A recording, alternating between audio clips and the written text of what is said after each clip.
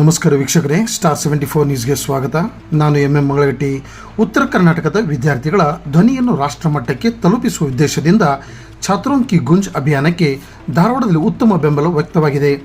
ಕಳೆದ ಕೆಲ ದಿನಗಳ ಸಾವಿರಾರು ವಿದ್ಯಾರ್ಥಿಗಳೊಂದಿಗೆ ಸಂವಾದ ನಡೆಸಲಾಗಿದ್ದು, ಧಾರವಾಡದಲ್ಲಿ ಈ ಕಾರ್ಯಕ್ರಮವನ್ನು ಆಯೋಜಿಸಬೇಕೆಂಬ ಬೇಡಿಕೆ ಕೇಳಿಬಂದಿದೆ.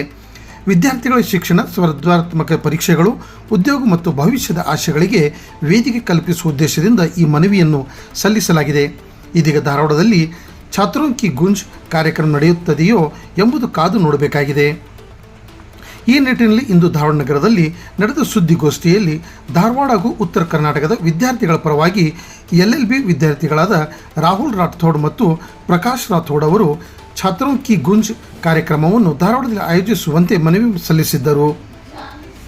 ಈ ಮನವಿಯನ್ನು ಹಾಗೂ ಅವರಿಗೆ ಸಲ್ಲಿಸಲಾಗಿದ್ದು, ಉತ್ತರ ಕರ್ನಾಟಕದ ವಿದ್ಯಾರ್ಥಿಗಳ ಧ್ವನಿಗೆ ರಾಷ್ಟ್ರೀಯ ಮಟ್ಟದಲ್ಲಿ ವೇದಿಕೆ ಕಲ್ಪಿಸಬೇಕೆಂದು ಆಗ್ರಹಿಸಲಾಯಿತು. ಎಲ್ಲ ನನ್ನ ಮಾಧ್ಯಮ ಮಿತ್ರರಿಗೆ ನಮಸ್ಕಾರ.